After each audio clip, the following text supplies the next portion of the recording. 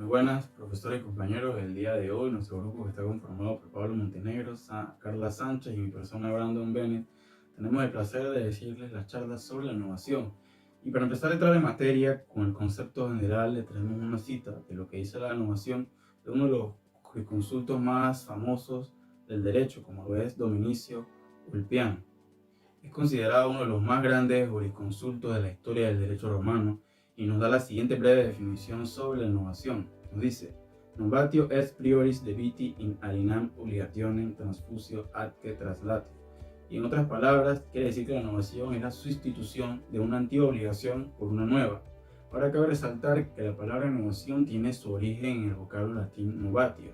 Este término jurídico se utiliza para hacer referencia al acto y resultado de innovar.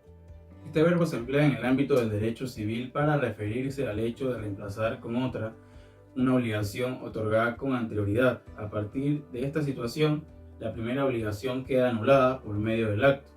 Ahora, la innovación, por lo tanto, consiste en la modificación, traspaso o reemplazo de una obligación de orden jurídico por parte de otra obligación posterior. De acuerdo con el principio de autonomía de la voluntad, las partes de una obligación pueden cambiar la misma como deseen, y se plantea la cuestión de si el cambio genera una obligación nueva, extinguiéndose la anterior, o si se trata de una modificación de la obligación originaria.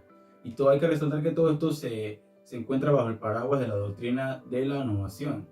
Ahora, la innovación es considerada como una forma de extinguir las obligaciones. Si bien se habla de la innovación como una forma de modificación de las obligaciones, de acuerdo con este antecedente, la jurisprudencia y una doctrina, no toda, pues hay algunos autores que se mantienen firmes en su posición de que la innovación es siempre extintiva, como lo es Callaghan. Entonces, consagran así una innovación extintiva junto con una innovación modificativa. En general, a la innovación podemos definirla como la sustitución de una obligación por otra nueva en virtud de una causa preexistente que extingue o modifica la primera. Ahora vamos a examinar en primer lugar la innovación extintiva y posteriormente en los apartados siguientes trataremos de la doctrina de las modificaciones de la obligación. De las extinciones de las obligaciones, el Código Civil panameño señala en su artículo 1043 lo siguiente: las obligaciones se extinguen por el pago o cumplimiento, por la pérdida de la cosa debida, por la condonación de la deuda, por la confusión de derechos entre los acreedores y los deudores, por la compensación y por la innovación.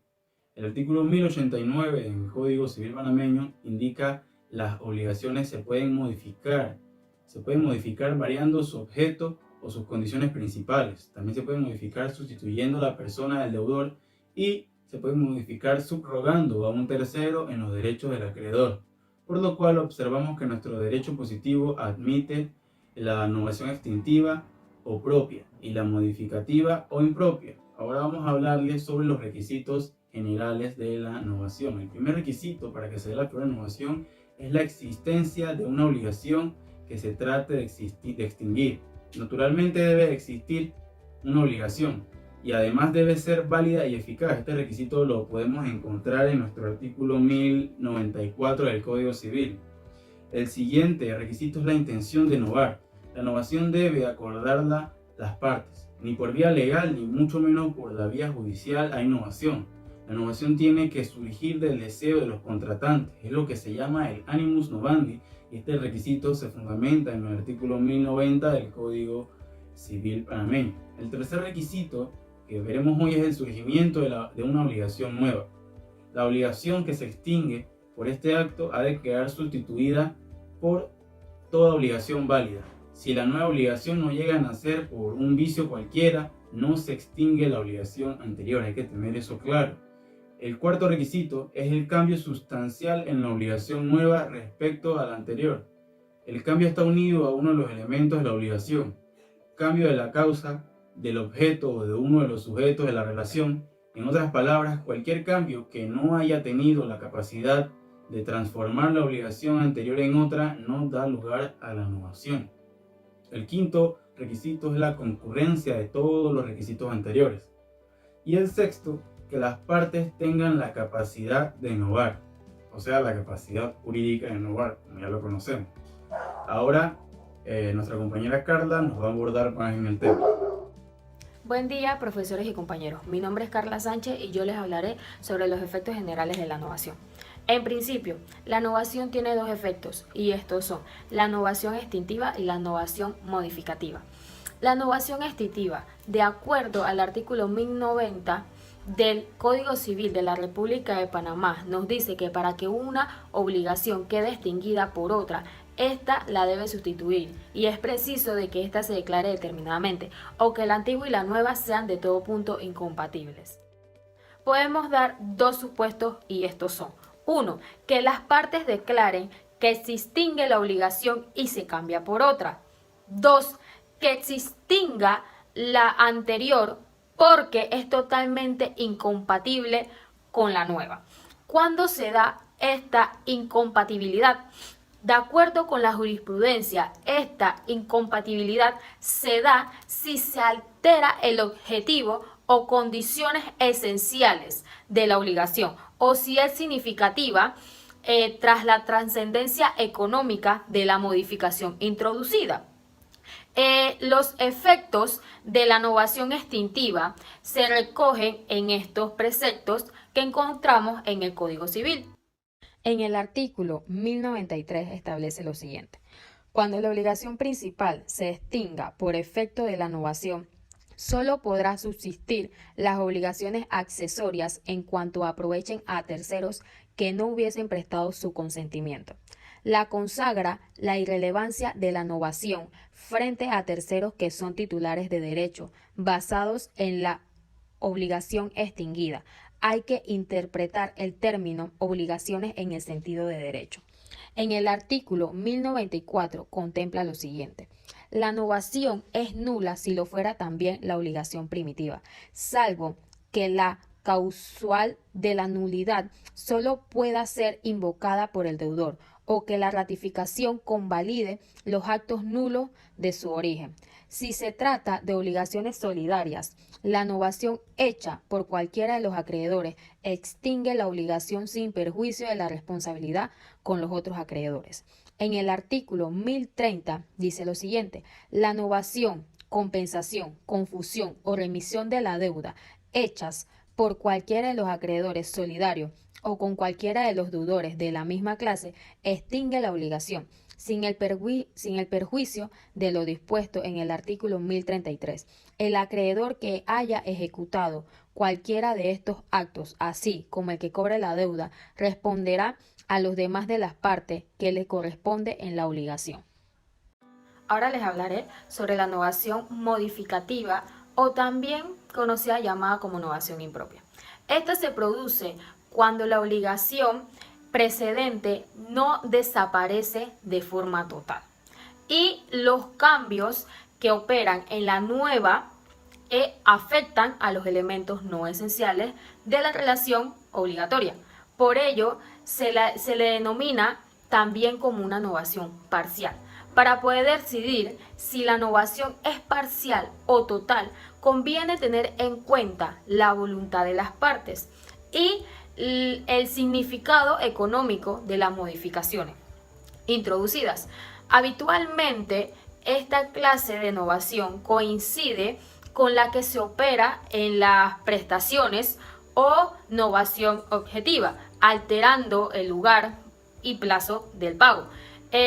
Implica persistencia de la obligación originaria, con la salvedad de que se modifican algunos elementos como el objetivo, la persona, la deuda o subrogación de un tercero. Eso que es en doctrina lo podemos conocer como innovación impropia. Otros efectos de la innovación modificativa o impropia, de la que ya le hablé, es 1. Si el deudor estaba en mora y deja de estarlo. 2. Si el plazo de prescripción se extingue y comienza a correr otro nuevo con la nueva obligación. La novación interrumpe la prescripción de la obligación novada. 3. Se extingue la prenda y la hipoteca que estaban con la primera obligación. 4. La novación libera a los codeudores solidarios que no hayan accedido a la nueva obligación. 5. La nueva obligación nace de vicios inherentes a la primera obligación. 6. Al producirse la obligación por cambio de deudor y dañarse la existencia de la antigua obligación, el acreedor no tiene acción contra el primitivo deudor. Artículo 1091. La novación consiste en subsistirse en un nuevo deudor en lugar de primitivo. Puede hacerse sin consentimiento de éste, pero no sin el consentimiento del acreedor. Artículo 1092. La insolvencia del nuevo deudor que hubiese sido aceptado por el acreedor no hará revivir la acción de éste contra el deudor primitivo, salvo que dicha insolvencia hubiese sido anterior y publicada o conocida del deudor al delegar su deuda. Ahora los dejaré con nuestro compañero Pablo Montenegro, que nos hablará sobre las clases de novaciones que existen y los cambios que se producen. Como último punto les hablaré sobre las clases de novación. Con respecto a las clases de novación, podemos decir que esta es una situación jurídica que gira alrededor de la variación de los elementos en la relación obligatoria. Así se habla de novación objetiva o de novación subjetiva. Esta clasificación es reconocida por la doctrina y al mismo tiempo por nuestro Código Civil. Primero vamos a desarrollar la novación objetiva. Tenemos que tener presente que cuando se está en presencia de esta novación, los elementos que cambian solo son los elementos de la obligación, sin cambio de los sujetos. Esto es cambiando la causa, el objeto u otra condición principal de la misma, sin que ese cambio incida en los sujetos. Así se entiende en el artículo 1089 en su numeral 1, que dice, variando su objeto o sus condiciones principales. El cambio causa existe cuando la prestación debida queda sustituida por la que le corresponde otro tipo de contrato. La novación por cambio objeto existe cuando la prestación debida queda sustituida por otra correspondiente a la misma clase de obligación. Ahora desarrollemos la novación subjetiva, conocida en la doctrina también como novación por cambio de deudor o de acreedor. Podemos decir que en el tenor del literal del artículo 1089 del Código Civil, en su numeral 2, reconoce la novación modificativa por cambio de deudor. Dice lo siguiente: sustituyendo la persona del deudor. Ahora debemos conocer que la novación por cambio de deudor tiene dos modalidades. Una de ellas es la expromisión. Desarrollamos un poco lo que es la expromisión, que se da cuando la tercera persona, nueva único deudor, toma sobre sí la obligación sin intervención del deudor primitivo o con aceptación expresa del acreedor. El Código Civil, en su artículo 1091, señala que la novación que consiste en sustituirse un nuevo deudor en lugar del primitivo puede hacerse sin consentimiento de éste, pero no sin el consentimiento del acreedor. Ahora veamos la delegación, que es cuando el deudor primitivo presenta a la tercera persona, nuevo único deudor, según el contenido del artículo 1092 del Código Civil, que dice en su letra: la insolvencia del nuevo deudor que hubiese sido aceptado por el acreedor no hará revivir la acción de éste contra el deudor primitivo, salvo que dicha insolvencia hubiese sido anterior y pública o conocida al deudor al delegar su deuda. Un dato importante que quisiera compartirles con respecto a la novación, y es que en la Sala Tercera de lo Contencioso Administrativo de la Corte Suprema de Justicia, en un proceso de excepción de novación y de inexistencia de las obligaciones interpuestas por Atilleros Balboa S.A., esto bajo la ponencia del magistrado Edgardo Molino Mola, un fallo del 9 de diciembre de 1993, se ha hecho eco de la novación por cambio de deudor, que ha sido reconocido y está admitida la existencia de una novación netamente modificativa por el elemento pasivo de la obligación. Muchas gracias por habernos acompañado en esta exposición. Espero que hayamos aprendido un poco más sobre el derecho de obligaciones. Nos vemos en la próxima.